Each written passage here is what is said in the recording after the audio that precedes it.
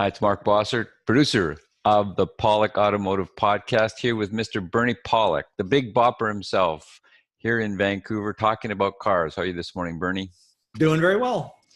So, the 2004 Porsche Cayenne, we had a problem starting. What was going on with this vehicle? So this vehicle was towed to our shop. When you turn the key, all the lights would come on the dash and everything seemed normal. But when you go to the start position, nothing happened. There's no clicks, no clunks, nothing. So basically, it was a no start with what seemed like to be a good strong battery. What did you do to diagnose the problem? Well, of course, first test is to verify that the battery is in fact good. And from there, we proceeded to do some scan tool tests to make sure there weren't any issues with, say, the security system or with the ignition key, anything we could see on the scan tool. Nothing was apparent. I mean, there are a number of things that can cause a car not to start like this. And on a really simple car, without any security system, something like this, you'd suspect maybe the ignition key or the starter or something would be bad because it's a pretty simple circuit. But on something like a Cayenne and a lot of vehicles, the security system can, if there's something going on with that, an issue there, it could cause the vehicle just simply not to crank over. So we verified that was all good, went to do some tests on the starter, and we basically found that the starter itself was dead. How is starter replacement on this vehicle? Well, it's a lot of work. It's the starter is just beautifully laid out in the valley. It's a V8 engine. The starter actually sits in the valley between the two cylinders, buried under the intake manifold, the coolant pipes. There's a lot of stuff that needs to be removed. It's a great use of space. But when it comes to replacing the starter, it's really not that good. And let's just get into some pictures because we've got some neat stuff to show you here. There's our Cayenne, 2004, older model of Cayenne S, which is the V8 model. Let me work my way through these pictures here. So there's the, if you were to pop the hood open of this vehicle and you look at the engine, that's the engine. The intake manifold is here. There's a lot of plastic covers all around to hide all the nice working components of the vehicle. For the visual experience of just the engine only, there's covers that need to be removed here. And as we go further, with the intake manifold removed, everything, all the covers removed, we get to the starter motor, which sits right down in this valley here. Underneath these coolant pipes here, you can see a lot of bits and pieces have been removed. The intake manifold, those black round pipes will all sit on top here. These rags basically cover the intake ports so nothing, of course, falls in because that would get sucked into the engine and cause some nasty problems. So there's the starter right there. As I said, it's a great use of space, but when it comes to replacing it, it's not exactly a great place to do it. So on most American V8s, the starter is down below and underneath basically the pistons and close to the crankcase? Yeah, it's usually, well, you can't really see, but if you could imagine rotating around like this and down the backside of the engine, the starter is usually located underneath the vehicle and it bolts into the bell housing, just like this one does, but but it bolts in down below. There's usually a provision made to put the starter in.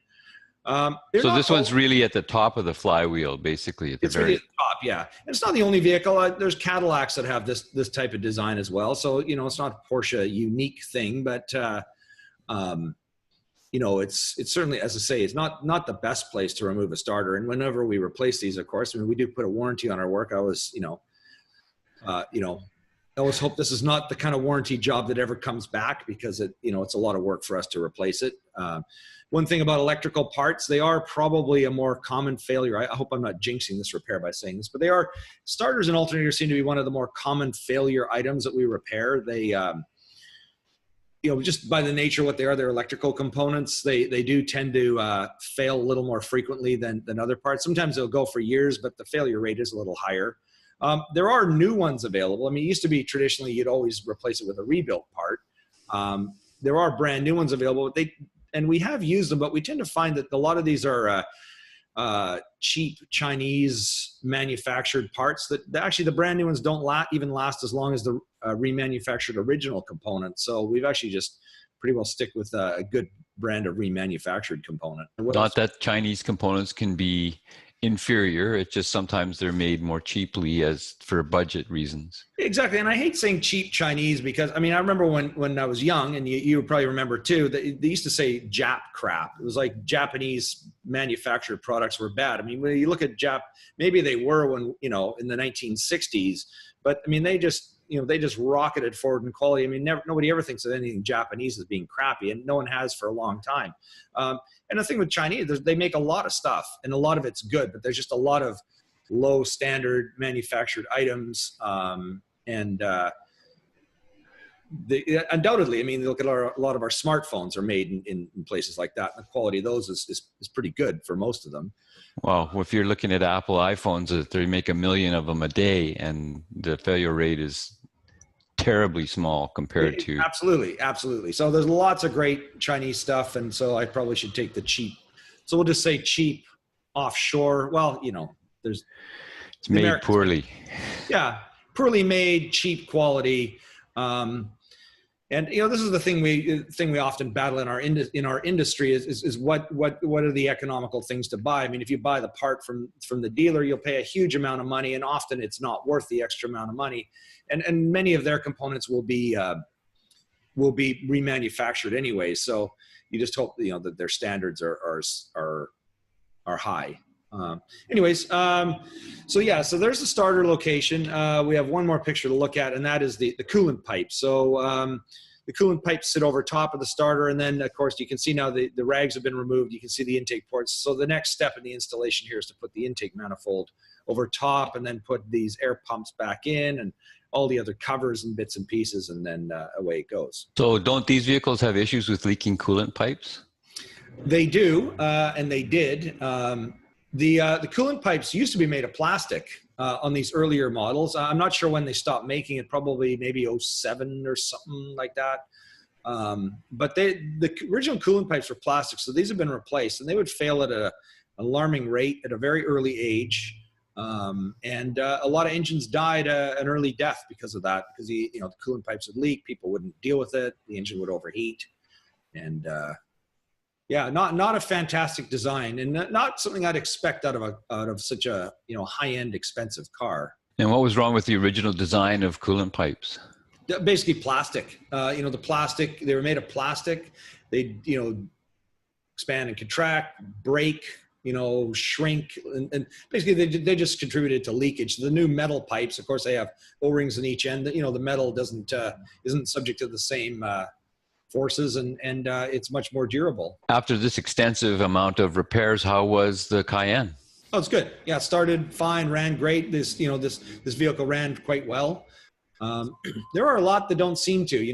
Over the years we've had a lot of Cayennes with engine problems. Again, possibly to overheating, but they're kind of loud, noisy engines. I find a lot of times when they run and you rev them up, you go, something's wrong with this, and yet it's actually normal. So they're just kind of a loud, noisy engine. And how are Porsche Cayennes for reliability?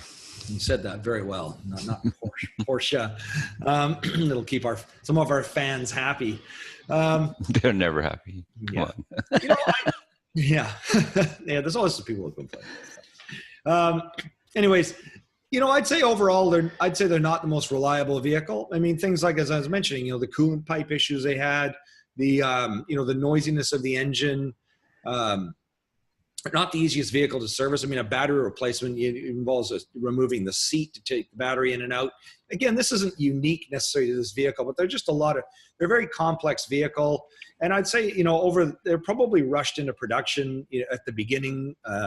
So they had a few problems. I think they've got a lot better over time, but I don't know. To me, they're not my favorite. And to me, a Porsche, like a 911 to me is kind of like the best car. So a Cayenne is kind of it's a nice vehicle. It's kind of a disappointment, but of course you can haul 5 people around and some stuff. Whereas a 911, you can only take one person, and not a lot of stuff. So it's not as practical. But yeah, I'd say they're not the most reliable luxury SUV. They're probably better choices out there. So there you go. If you're looking for service for your Porsche in Vancouver, the guys to see are Pawlik Automotive.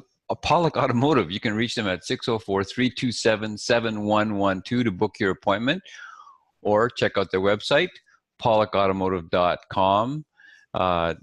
We have hundreds of videos on YouTube, search for Pawlik Auto Repair, or of course, thank you so much for listening to our podcast. If you're calling from somewhere else in North America, we don't diagnose your vehicles over the phone. We don't feel that's an integrity. So if you're in Vancouver, call us for service. You must book ahead.